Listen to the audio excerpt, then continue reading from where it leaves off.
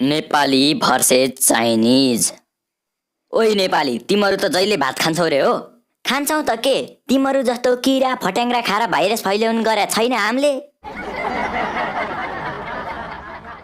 तिमीहरूको देशका नेताहरूले त पढे लेखे नि हुँदैनन् रे त, अनि देश कसरी चलाउँछन् त? हाम्रा नेताहरूले देश चलाउन नजाने नि राम्रा राम्रा जोक हानेर हामीलाई हँसाउँछन् नि त। हाम्रा नेताहरूले त हामीलाई दिनदिनै नयाँ प्रविधिले शिक्षित बनाउँछन्।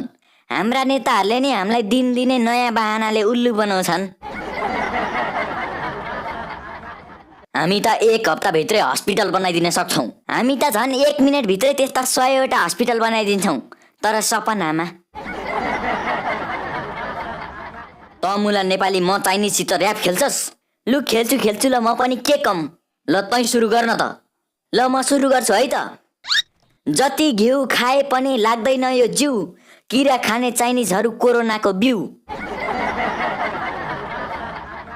हामीले जे खाए पनि तँलाई किन चासो, तेरो देश हेर्दाखेरि आयो मलाई हाँसो। हा। तेरो बाउको खाइदे छैन, आफ्नै बाउको खान्छु, मेरो देशलाई केही भन्नेलाई चाकै चाकमा हान्छु। हाम्रै सामान युज गरेर हामीलाई नै गाली गर्छस्, चाइनासँग नमिलेर इन्डियासँग चर्छस्। तेरो बाउको तालुमा म मुतेर आइदिन्छु, इन्डिया चाइना दुवैसित एक गरी बदला लिन्छु। गुन्द्रुक ढिँडो खाँदै बस्छस् त नेपाली जाठो, नेपाल र इन्डिया भन्दा हामी नै धेरै बाठो। तेरो अनुहार हेर्दै थाहा भइसक्यो कि त बाठो होस् कि लाटो, नेपालको चाट्ने होइन इन्डियाकै चाटो जा। हाम्रो चाइना नेपाल भन्दा धेरै ठुलो छ नि, नेपाल जब गरिब देश हामीसँगै छ धेरै मनी।